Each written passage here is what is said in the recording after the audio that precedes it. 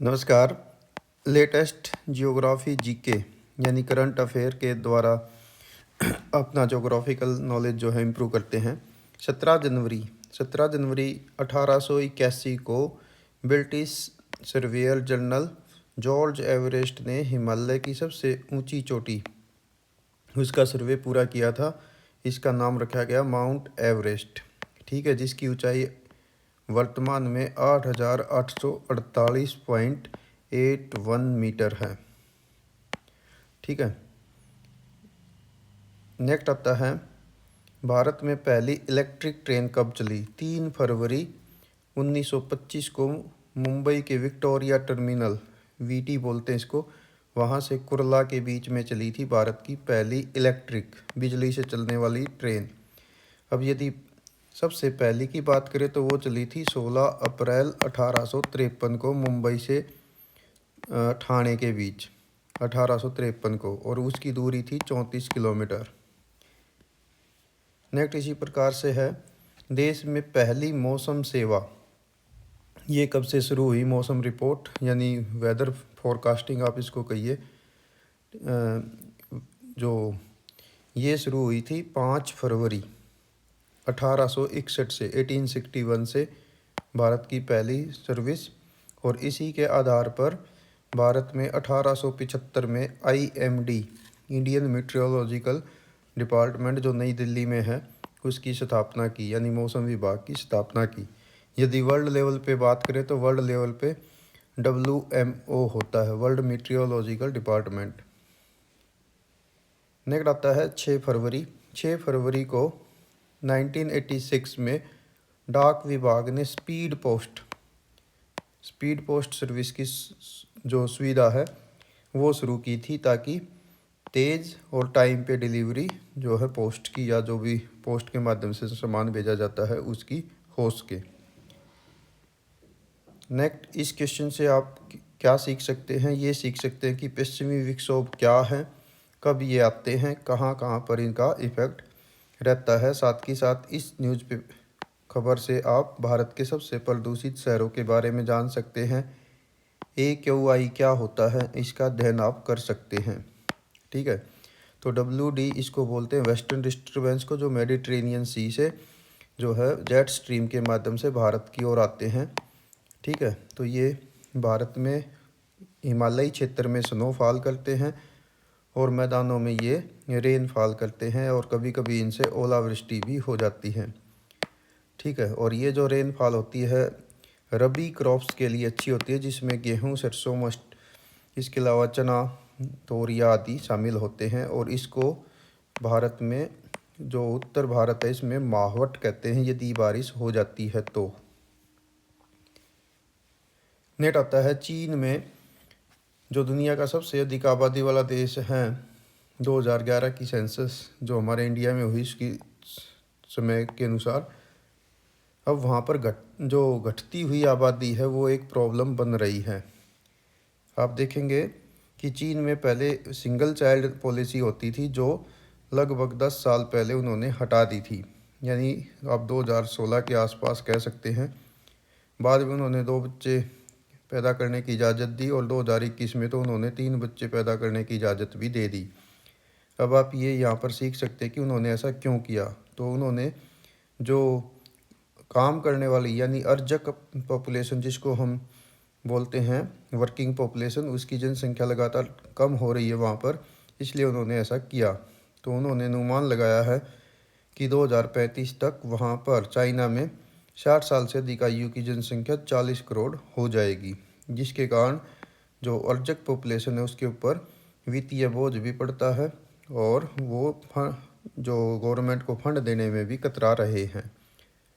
तो इस प्रकार से आप यहाँ पर ये सीख सकते हैं। इसके साथ साथ यहाँ पर आप ये आबादी में वहाँ पर किस प्रकार से पॉपुलेशन प्लस हो रही है उसके बारे में भी आप सीख सकते हैं। वहाँ पर क्या क्या इसके कारण रहे हैं ये आप देख सकते हैं।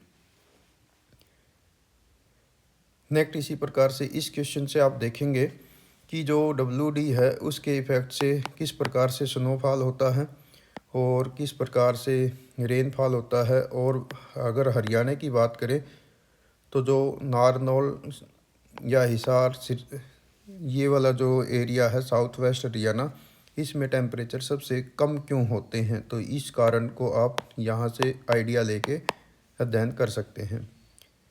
नेक्स्ट आप देख सकते हैं ग्लोबल वार्मिंग, उसके कारण से उत्तराखंड में 40 साल में पहली बार बर्फ़ जो है वो नदार आदि यानी बिल्कुल नहीं है। जैसे आप ये सैटेलाइट इमेज देख पा रहे हैं, तो ये सैटेलाइट इमेज की यदि बात आई तो आप रिमोट सेंसिंग का टॉपिक भी यहाँ से ले सकते हैं। तो ये आप देखेंगे यहाँ पर बद्रीनाथ, केदारनाथ, इसकी जानकारी ले सकते हैं। इसके साथ साथ विक्षोभ क्यों नहीं बन रहे, पहाड़ों पर बर्फ़ क्यों नहीं गिर रही, उससे रिलेटेड आप यहाँ पर सभी क्वेश्चन की जानकारी जुटा सकते हैं। क्योंकि नवंबर दिसंबर में कोई भी वेस्टर्न डिस्टर्बेंस 2025 में नहीं आया, ठीक है। तो ये पहली बार जो है 23 ये जनवरी से शुरू हुए वेस्टर्न डिस्टर्बेंस 2026 में। तो उसके पीछे क्या कारण रहे वो सब आप यहाँ से जान सकते हैं। नेक्स्ट इम्पोर्टेंट एक न्यूज़ कहती है कि अब हफ्तों की नहीं महीनों तक गर्मी रहेगी, यानी जो ज़्यादा हॉट डेज हैं वो बढ़ने वाले हैं। उसके पीछे क्या कारण है, तो ये भी एक प्रकार का ग्लोबल वार्मिंग का इफेक्ट है। यदि आप ड्यूरेशन की बात करें तो 1971 से 2000 के बीच की अवधि की तुलना में 21% यानी 2041 से 70 तक जो हीट इंडेक्स है वो 27 डिग्री सेल्सियस से ऊपर के दिनों की संख्या में सालाना 50 से अधिक दिन की बढ़ोतरी हो सकती है, ये रिपोर्ट कहती है, ठीक है। तो ये आपके लिए जोग्राफिकल दृष्टिकोण से काफ़ी इंपॉर्टेंट क्वेश्चन रह सकता है। आगे इसमें आप ये भी सीख सकते हैं कि अत्यधिक हीट स्ट्रेस की श्रेणी में वो एरिया माने जाते हैं जहाँ पर 32 डिग्री सेल्सियस से ऊपर वाले दिनों की औसत जो अवधि है वो 5 दिन बढ़ जाए, ठीक है। तो यानी यहाँ पर आप अत्यधिक हीट वाले जो प्लेस हैं उसमें 32 डिग्री और हीट इंडेक्स में 27 डिग्री, ये आपके लिए हो सकता काम का।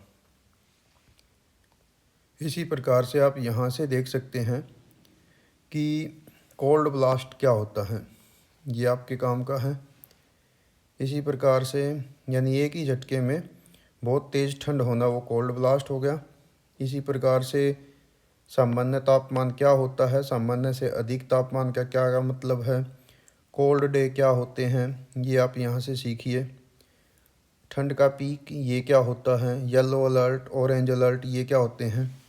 येलो अलर्ट का मतलब होता है बी अपडेटेड और ऑरेंज अलर्ट का मतलब होता है बी केयरफुल, और रेड अलर्ट हो जाए तो बी एक्टिव, यानी आप काम करना शुरू कर दीजिए। नेक्स्ट यहाँ पर आप देख सकते हैं ओलावृष्टि, ये क्या होती है, वेस्टर्न डिस्टर्बेंस के कारण ओलावृष्टि कैसे बढ़ जाती है। ओस यानी ड्यू क्या होती है, वो किस कंडीशन में गिरती है। लाल नीनो क्या है, उसका भारत की मौसम प्रणाली पर कैसे प्रभाव पड़ता है, मानसून को वो कैसे प्रभावित करती है, विंटर सीजन को कैसे इफेक्ट करती है। पोलर वर्टेक्स क्या होता है, यानी जो ध्रुवीय हवाएं हैं वो किस प्रकार से जेट स्ट्रीम को इफेक्ट करती है और जेट स्ट्रीम किस प्रकार से मेडिटेरेनियन की जो मॉइस्चर है उसको लेकर भारत की ओर आती हैं और उसके कारण वेस्टर्न डिस्टर्बेंस आते हैं और वो बर्फ़बारी और बारिश भारत में करते हैं। तो ये सब आप यहाँ से सीख सकते हैं। इसी प्रकार से यहाँ दिल्ली के टेम्परेचर के बारे में भी आप अध्ययन कर सकते हैं। नेक्स्ट यहाँ से एक ह्यूमन सेटलमेंट से रिलेटेड आप टॉपिक कवर कर सकते हैं कि ऑस्ट्रेलिया के लोग ज़मीन के नीचे घर क्यों बना रहे हैं। तो ऑस्ट्रेलिया में दिसंबर और जनवरी जो है वो समर सीजन होते हैं और वहाँ पर टेम्परेचर काफ़ी प्लस हो रहा है पिछले कुछ वर्षों से, 55 डिग्री सेल्सियस तक तापमान जा रहा है, जिसके कारण से इस असहनीय गर्मी से बचने के लिए लोग अब अंडरग्राउंड मकान बनाने लग गए हैं, जिसमें टेम्परेचर 23 डिग्री सेल्सियस के आसपास बना रहता है। तो ये सेटलमेंट जो होती है ह्यूमन सेटलमेंट, उससे रिलेटेड लेटेस्ट टॉपिक हमारे लिए हो सकता है। नेक्स्ट इस खबर से आप सीख सकते हैं जो इंडियन एग्रीकल्चर है उसकी प्रॉब्लम, ठीक है। तो किस प्रकार से उसमें प्रॉब्लम होती हैं कि फसल बीमा कराए जाने के बावजूद भी किसानों को काफ़ी परेशानियों का सामना करना पड़ता है। खरीफ सीजन आप क्या होता है कि इंश्योरेंस क्या क्यों कराना पड़ता है, भारतीय कृषि को किन किन समस्याओं का सामना करना पड़ता है, ये सब हम यहाँ से सीख सकते हैं। केसीसी क्या है, किसान जो सरकार की तरफ से जो टोल फ्री नंबर हैं वे कौन से होते हैं, ये सब हम यहाँ से लेंगे। इसी प्रकार से यहाँ से आप सीख सकते हैं कमचटका प्रायद्वीप के बारे में। रूस का एक एरिया है सबसे पूर्व में कमचटका प्रायद्वीप, वहाँ पर इस वर्ष काफ़ी स्नोफॉल हुई है जो पिछले 50 सालों का उसने रिकॉर्ड तोड़ दिया है। तो इसके बारे में आप यहाँ से सीखिए। इसी प्रकार यहाँ से आप सीख सकते हैं, जैसे आप ये पिक्चर देख रहे हैं, ये सभी जो जनजाति है, ये बच्चे हैं या जो भी समुदाय है, ये डंडियों पर खड़े हैं, लकड़ी के लंबे खंभे, इनको शिटाल्ट्स कहते हैं। तो ये एक्चुअल में है इथोपिया की ओमा घाटी, उसमें रहने वाला बन्ना समुदाय। तो इनके बारे में आप यहाँ से इस खबर से सीख सकते हैं कि वो किस प्रकार से ये करते हैं, क्यों ये लकड़ियों पर चलते हैं। एक्चुअल में ये घास के मैदान होते हैं और इसमें जो रेंगने वाले जीव जैसे सांप होते हैं उनसे भी ये बच जाते हैं। एक इनसे विजिबिलिटी दूर तक हो जाती ताकि अपने मवेशियों को दूर तक देख सके। ठीक है, तो इस प्रकार से यहाँ पर ये परंपरा रही है। नेक्स्ट है अर्जेंटीना। साउथ अमेरिका का एक देश है अर्जेंटीना। वहाँ पर फॉरेस्ट फायर की जो घटना है वो काफ़ी बढ़ गई है पेंटागोनिया के जंगलों में, जिससे 450 वर्ग किलोमीटर का जंगल जल गया है। तो इसके पीछे क्या क्या कारण हैं? ग्लोबल वार्मिंग एक कारण हो सकता है, इसके अलावा टेम्परेचर का प्लस होना, ये सब कारण हैं। आप देखते हैं अलग अलग एरिया में फॉरेस्ट फायर की घटनाएं काफ़ी बढ़ रही हैं। यहाँ पर एक चीज़ और सीख सकते हैं कि ब्यूनस आयर्स कैपिटल सिटी है अर्जेंटीना की। नेक्स्ट है चागोस द्वीप। ये इम्पोर्टेंट आपके लिए रहेगा। ये एक्चुअल में ब्रिटेन के कब्जे वाला द्वीप रहा है और मालदीव के साउथ में है। ठीक है, तो इसके जो आजकल इसका जो चागोस द्वीप है, इसको लेकर अमेरिका और ब्रिटेन में काफ़ी विवाद चल रहा है और इसकी संप्रभुता को लेकर काफ़ी ये मैटर बना हुआ है। ठीक है, यहाँ पर एक अमेरिकी सैन्य अड्डा है जिसको बोलते हैं दियो गार्सिया।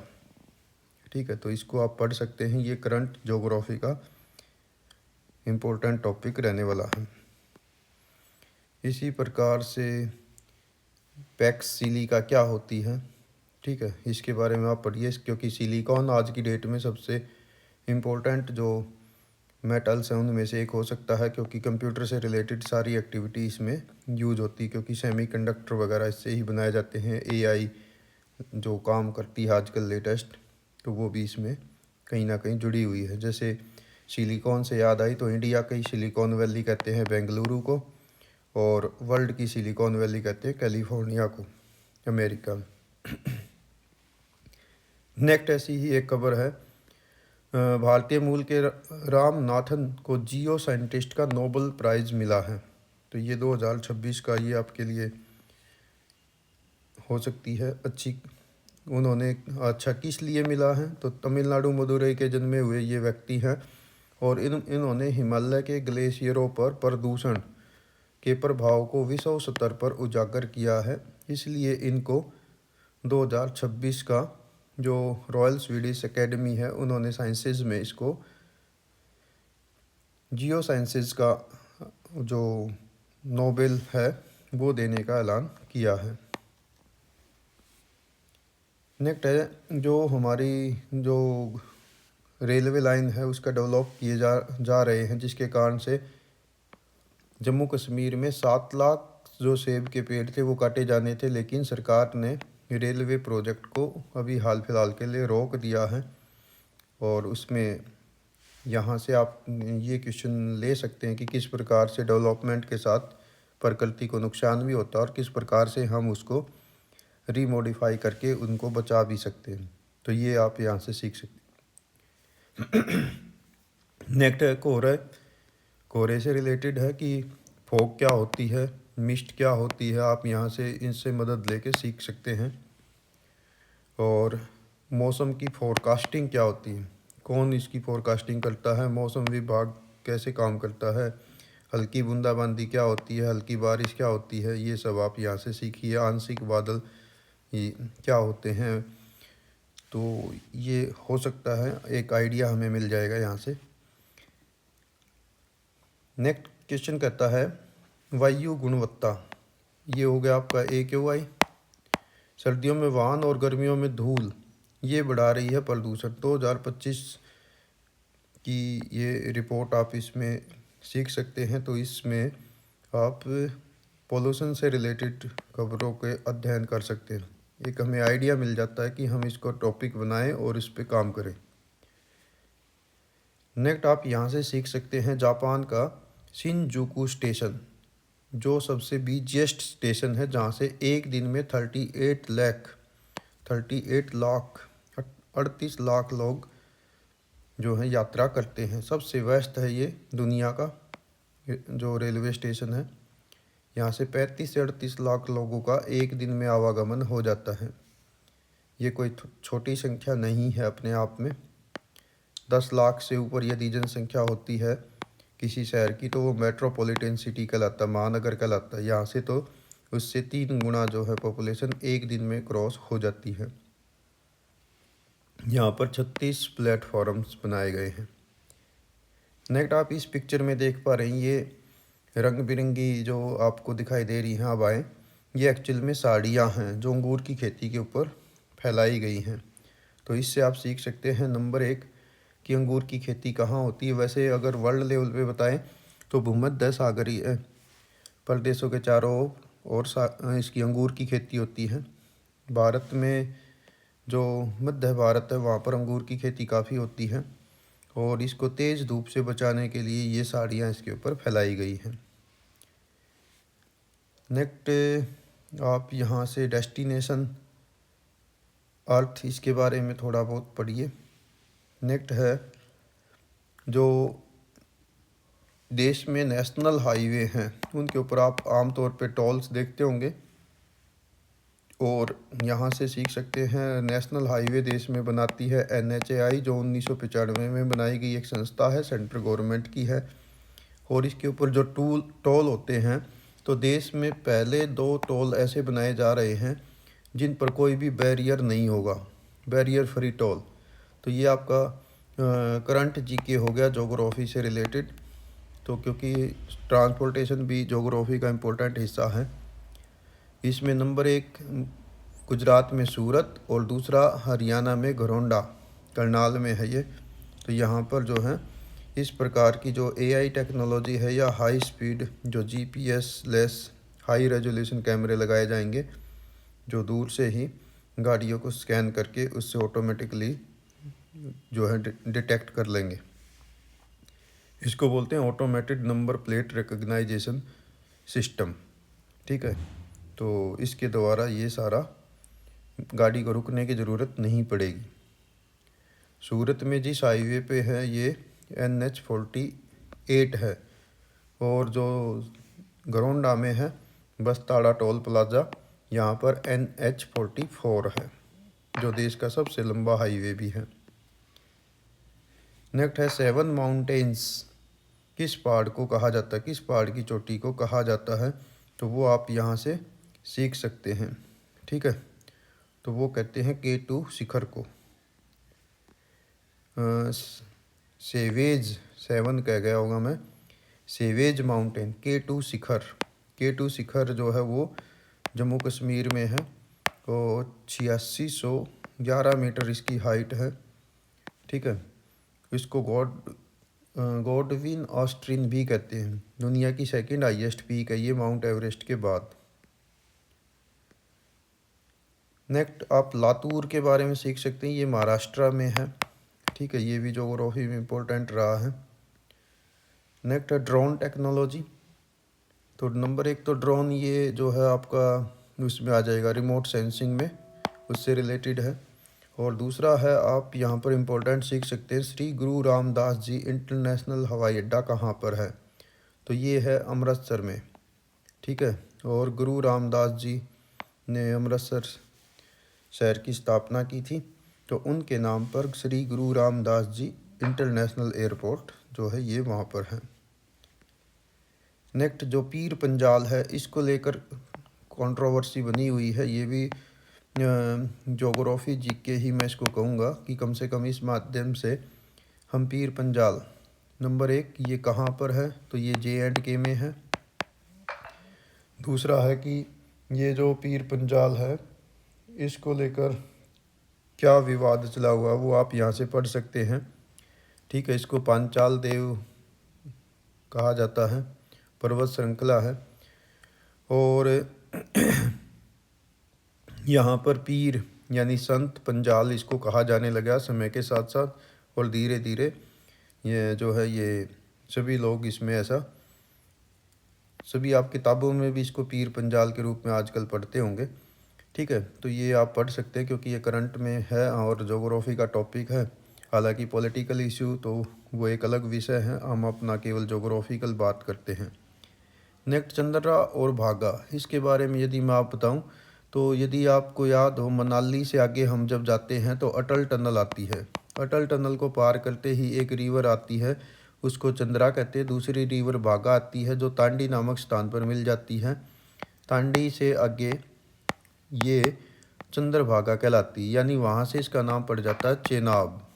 ठीक है, और यही रिवर यहाँ से जम्मू कश्मीर से होकर भी बहती है, तो चेनाब घाटी इस, ठीक है, राजौरी पुछ में, तो ये भी आपके लिए हो सकता है। इसी प्रकार से यहाँ पर अब ये खबर तो एक पानी की जो नल है वो खुला रहने के कारण से है, लेकिन यहाँ से हम सीख सकते हैं कि आइस रिंक क्या होती है। तो एक्चुअली में क्या हुआ, चीन में एक जगह पर पानी की जो ठुट्ठी है वो खुली रह गई और पानी जो है वो सारे में स्प्रेड हो गया फर्श के ऊपर, और वो टेम्परेचर इतना डाउन था कि उसके ऊपर वो सारी बर्फ़ की लेयर बन गई। तो अब ये बात हमारे लिए जोग्राफिकल ये हो सकती है कि टेम्परेचर से रिलेटेड हो सकती है, पानी के जमने से रिलेटेड हो सकती है, पानी का फ्रीजिंग पॉइंट को लेकर हो सकती है, और आइस रिंक क्या होती है इसको हम सीख सकते हैं। दूसरा है यहाँ पर ये छोटा सा टॉपिक नीदरलैंड कि घरों की खिड़कियों पर वे लोग पर्दे क्यों नहीं लगाते। तो वो तो एक नॉर्मल आप बात पढ़ेंगे, हम जोग्राफिकल बात ये पढ़ लेते हैं कि ऐसा इसके पीछे जोग्राफिकल कारण क्या है। तो नीदरलैंड को आप देखेंगे कि वो एक आर्कटिक रीजन में देश है जहाँ पर सूर्य की रोशनी विंटर सीजन में बहुत ही कम आती है, क्योंकि वहाँ पर जो रातें हैं वो काफ़ी लंबी होती हैं। इनको नॉर्वे, स्वीडन, डेनमार्क, फिनलैंड, इन यहाँ पर नॉर्वे को तो मिड नाइट सन कंट्री भी कहते हैं। समर सीजन में सूर्य निकला रहता है, लेकिन विंटर में काफ़ी दिनों तक सूर्य नहीं निकलता। तो वहाँ पर क्या होता है, सर्दियों में सूरज कम निकलता है, इसलिए दिन छोटे हो जाते हैं, शामें काफ़ी लंबी होती हैं। तो प्राकृतिक रोशनी लेने के लिए वे लोग वहाँ पर पर्दे नहीं लगाते हैं, और इसको वो एक सामाजिक आपस में जुड़ाव का माध्यम भी मानते हैं। तो ये खबर हमारे लिए हो सकती है। नेक्स्ट है, आप यहाँ से सीख सकते हैं कि बैलेज घाटी कहाँ पर है, तो ये हिमाचल प्रदेश में है। ठीक है, ये चंबा डिस्ट्रिक्ट में है, जनजातीय, और यहाँ पर भरमौर रीजन है, और यहाँ पर जो लोग मिलते हैं चंबा घाटी में, भरमौर में, वो गद्दी समुदाय है। गद्दी शब्द का मतलब पहाड़ी होता है। नेक्स्ट यहाँ पर आप इस खबर से पढ़ सकते हैं कि प्रकाश प्रदूषण क्या होता है। प्रकाश प्रदूषण का मतलब होता है कि जो हमारे शहरों के ऊपर लाइट है उनका रिफ्लेक्शन इतना ज़्यादा होता है कि हम आकाश में तारे नहीं देख पाते हैं। तो ये खबर है कि 80% लोग ऐसे हैं जो तारे नहीं देख पाते हैं, यानी जिन्होंने मिल्की वे के दर्शन नहीं हुए हैं, क्योंकि रोशनी इतनी ज़्यादा रिफ्लेक्ट होती रहती है। और यहाँ पर एक डार्क स्काई स्थापित, एक मिनट, हानले के बारे में मिलेगी आपको खबर इसमें। हानले जो है ना, ये लद्दाख में है, वहाँ पर एक ऑब्जर्वेटरी भी हमने बनाई है। ठीक है, तो ये रहा लद्दाख का हानले डार्क स्काई रिजर्व 2023, ये स्थापित किया गया है। तो ये आपके लिए एक अच्छी जोग्राफिकल न्यूज हो सकती है। नेक्स्ट फिर आप देख रहे हैं फिलीपींस में फिर वही फॉरेस्ट फायर है। तो थोड़ी देर पहले हमने अर्जेंटीना के बारे में पढ़ा था, तो यहाँ पर 2-3 बातें आप सीख सकते हैं कि फॉरेस्ट फायर क्यों हो रही हैं इतनी ज़्यादा। उसके पीछे क्या कारण है? देखो यहाँ आ गया, तेज़ हवाओं के कारण ये आग तेज़ी से फैली। तो जो लोकल विंड होती हैं ये इसमें महत्वपूर्ण भूमिका निभाती। जैसे 2025 में आपको याद होगा लॉस एंजलिस अमेरिका में आग लगी थी, जिसके पीछे सांता आना विंड जो वहाँ पर रॉकीज से वेस्ट की ओर जाती हैं उनका महत्वपूर्ण रोल रहा था। इसी प्रकार से भारत में गर्मियों में लू चलती हैं, तो ये हैं। इसी प्रकार फिलीपींस के बोंगाओ शहर में ये जो भीषण आग है उसके पीछे भी तेज़ हवाओं की एक महत्वपूर्ण भूमिका रही है। नेक्स्ट आता है बाल्टिक सागर। ये आप बाल्टिक सागर के छल्ले देख पा रहे होंगे कि ऐसे बुलबुले बुलबुले से बन रहे हैं पानी के ऊपर। ये एक्चुअली में वहाँ पर पानी जो है वो जल्दी से जम गया है। उसके पीछे कारण क्या है कि इस समय वहाँ पर टेम्परेचर -20 डिग्री सेल्सियस हो गया है। और बाल्टिक सागर बाकी जो पोलर जो समुंदर हैं उसमें जो सैलिनिटी है वो थोड़ी कम है। तो जिन समुद्रों में सैलिनिटी यानी नमकता कम होती है अन्य महासागरों की तुलना में, वो जल्दी से जम जाते हैं। जो साल्ट होता है वो पानी को जमने नहीं देता है, तो उसके कारण से उसका पानी का घनत्व में फर्क आता है। तो बाल्टिक सागर का जो पानी है वो तुलनात्मक रूप से कम खारा है, तो इसलिए ये समुंदर जल्दी जम जाता है, जिसके कारण से ये छल्ले से आप जो है बार बार इसमें देख पा रहे हैं। नेक्स्ट कोरल रीफ के बारे में आप यहाँ से खबर सीख सकते हैं कि दुनिया की सबसे बड़ी प्रवाल भित्ति कोरल रीफ जो है ये किस देश में फैली हुई है? तो ये ऑस्ट्रेलिया में है, ठीक है। और इसी प्रकार से यहाँ पर आप ये खबर सीख सकते हैं। अच्छा, कोरल रीफ के बारे में एक चीज़ और बताऊं कि कोरल रीफ जो है हमेशा आपको टॉरिड जोन यानी ट्रॉपिक्स के बीच में ही मिलेगी, खारे समुद्रों में, जहाँ पर तापमान जो है वो 21 डिग्री सेल्सियस से ऊपर ही होता है। 21 से 27 आप कह सकते हैं। निकट लद्दाख में 15 कृत्रिम आर्टिफिशियल ग्लेशियर बनाने वाले आइसमैन कौन हैं? तो ये व्यक्ति हैं चेवांग नारफेल। आर्टिफिशियली इन्होंने ग्लेशियर यानी ग्लेशियर को जमने में मदद करने के लिए इन्होंने वहाँ पर काफ़ी काम किया है। नेक्स्ट इम्पोर्टेंट क्वेश्चन आप यहाँ से ले सकते हैं। चिदम्बर नार पोर्ट देश का पहला एंटी ड्रोन सिस्टम। देश में 12 इम्पोर्टेंट सी पोर्ट हैं इंटरनेशनल लेवल के, ठीक है। उनमें से एक ये है चिदम्बर नार। ये एक्चुअली में कहाँ है? ये ऐसे तमिलनाडु है, तो यहाँ पर जिसको आप तूतीकोरिन बोलते हैं उसका नाम है चिदम्बर नार। ये वहाँ के स्वतंत्रता सेनानी रहे हैं, ठीक है। तो उनसे रिलेटेड आप ये सीख सकते हैं यहाँ से करंट जोग्राफिकल जीके। इसी प्रकार से यहाँ पर आप अलवर के बारे में जोग्राफी में एक इम्पोर्टेंट आता है कि यहाँ पर पानी को बचाने के लिए अरवारी पानी संसद इसकी व्यवस्था की गई है। ये इम्पोर्टेंट क्वेश्चन है, अरवारी पानी संसद वाटर साइड मैनेजमेंट को कंट्रोल करने के लिए। तो ये थे 1 मिनट 1 2 और बचता है। तो यहाँ पर आपके लिए एक फुल फॉर्म को मैं कहूँगा PMGSY, प्रधानमंत्री ग्रामीण सड़क योजना। आपने देखा होगा एक जो गांव में सड़कें जाती हैं उनका जो किलोमीटर स्टोन होता है उसको गुलाबी कलर का बनाया जाता है, ठीक है। तो वो बनती हैं। और आपने एक बोर्ड ऐसे भी देखा होगा उस पर लगा हुआ, ठीक है, उसके ऊपर ऐसे करके यूँ निशान बना देते हैं सड़क का। तो ये होती है प्रधानमंत्री ग्रामीण सड़क योजना के तहत बनाई गई सड़क। नेक्स्ट अभी आप देखेंगे यहाँ पर ये इम्पोर्टेंट क्वेश्चन है मनाली से रिलेटेड। हम शिमला, कुल्लू, मनाली, लाहौल, मैक्लोडगंज, ठीक है।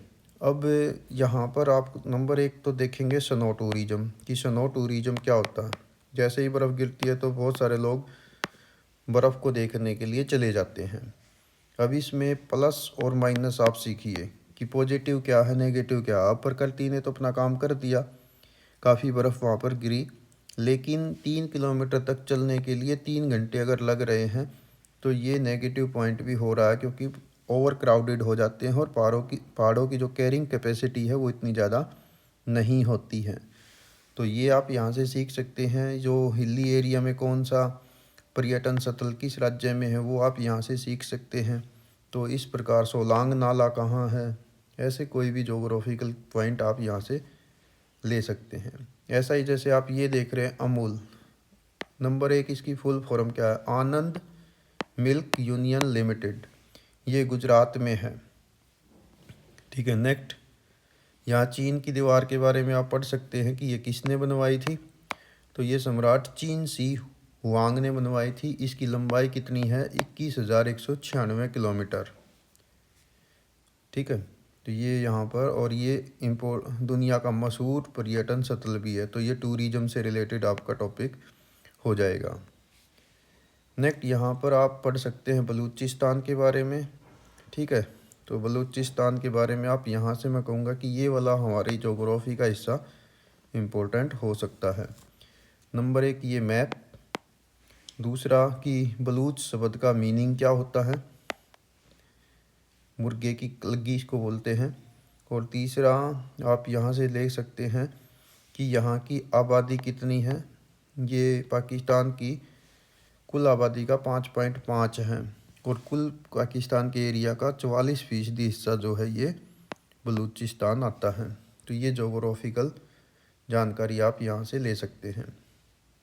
इसी प्रकार से ये आप यहाँ से सीख सकते हैं कि जो ब्लैक फॉरेस्ट हैं, नंबर 1 तो कोई यदि आपसे ये कह दे कि ब्लैक फॉरेस्ट को ये कहाँ पर है, ठीक है, तो ये आप बताइए ये है जर्मनी में। ठीक है, इसी प्रकार से नेक्स्ट है पाइड अवोसेट, ये क्या होता है। तो ये एक प्रकार के विदेशी पक्षी है जिनको हम माइग्रेटरी बर्ड कहते हैं। ये कहाँ से आते हैं, तो ये आते हैं साइबेरिया से। क्यों आते हैं, क्योंकि वहाँ पर बहुत ज़्यादा ठंड हो जाती है, तो इसलिए ये हिमालय को पार करके, हिमालय की जो घाटी पहाड़ी एरिया हैं उनको पार करके और इंडिया में आते हैं। ठीक है, ये पिक्चर आपकी हालांकि हिसार की है, वहाँ पर एक नहर टूट गई थी जिसके कारण पानी काफ़ी भर गया, तो ड्रेन टूटने के कारण, और तो पक्षियों के लिए तो पानी एक सोर्स है, तो ये यहाँ पर काफ़ी लंबे समय तक अभी बने हुए हैं। ये उथले खारे पानी में ज़्यादातर रहते हैं ये पक्षी, जो वहाँ से जो कीट पतंगे या जीव या काई आदि को ये खाते रहते हैं। नेक्स्ट इसी प्रकार से फिर पश्चिमी विक्षोभ से रिलेटेड क्वेश्चन है, वेदर फोरकास्टिंग हो सकती है। यहाँ से आप सीख सकते हैं कि सामान्य से अधिक तापमान का क्या मतलब होता है। ठीक, तो ये करंट टॉपिक आपके हो सकते हैं। नेक्स्ट यहाँ से आप सीख सकते हैं कि ऑरेंज इकोनॉमी क्या होती है। ठीक है, ये सर्विस सेक्टर से रिलेटेड है। ठीक है, तो ये आप इसको क्रिएटिव कंटेंट के बारे में बोला जाता है। यहाँ पर आप एक सीख सकते हैं कि अमेरिका की औसत आबादी कितनी है, 39.5, चीन की कितनी है, 40.8, जापान में 50.4, भारत में 28.2। ठीक है, तो ये आप यहाँ से सीख सकते हैं। इसी प्रकार से ये मैंने अलग से आपके लिए निकाल दिया। नेक्स्ट इम्पोर्टेंट क्वेश्चन है कि कूनो नेशनल पार्क भारत में कहाँ पर है। तो कूनो नेशनल पार्क भारत में है मध्य प्रदेश में, और यहाँ पर नामीबिया से हम चीते लाए थे जिनकी संख्या अब भारत में 35 हो चुकी है। तो ये सारी जानकारी आपकी, एक ये बोधन AI जो लेटेस्ट है, ये आपके लिए एजुकेशनल कंटेंट बनाने के लिए जो हमारा शिक्षा मंत्रालय है उसने इसको, उसकी पहल पर ये बनाया जा रहा है IIT मद्रास के द्वारा। तो ये आपके लिए इम्पोर्टेंट हो सकता है। नेक्स्ट है काजुंगुला क्वाड्री पॉइंट, एक ऐसा स्थान है जहाँ पर जाम्बेजी नदी बहती है अफ्रीका में, और वहाँ पर 4 देशों की सीमाएं एक ही स्थान पर मिलती है, जाम्बिया, जिम्बाब्वे, बोत्सवाना और नामीबिया। ठीक है, यहाँ पर एक पुल भी बनाया गया है, और यहाँ से केवल 65 किलोमीटर दूर पर ही विक्टोरिया फॉल है जो काफ़ी फेमस है अफ्रीका में। महारानी विक्टोरिया के नाम पर इसका नाम विक्टोरिया फॉल रखा गया था। एक बार मैप दिखा देता हूँ आपको, ये वाला स्थान है ये, जहाँ पर 4 जिम्बाब्वे, जाम्बिया, नामीबिया और बोत्सवाना, इन चारों की बाउंड्री मिलती है। ठीक है, तो इसके बारे में आप ये सब पढ़ सकते हैं। आपको ये ओरिजिनल पिक्चर भी दिखाता हूँ। ये वाला स्थान है, देखिए ये जो लोकेशन है और ये वाला पॉइंट है यहाँ पर। ठीक है, इसको आप ऐसे समझिए, ये जाम्बिया है इधर, ये नामीबिया है, ये बोत्सवाना है और ये जिम्बाब्वे है। तो ये छोटा सा एरिया था जिस पे एक ही स्थान पर 4 देशों की सीमाएं आपस में मैच करती हैं। तो ये थे आज के लिए ज्योग्राफी के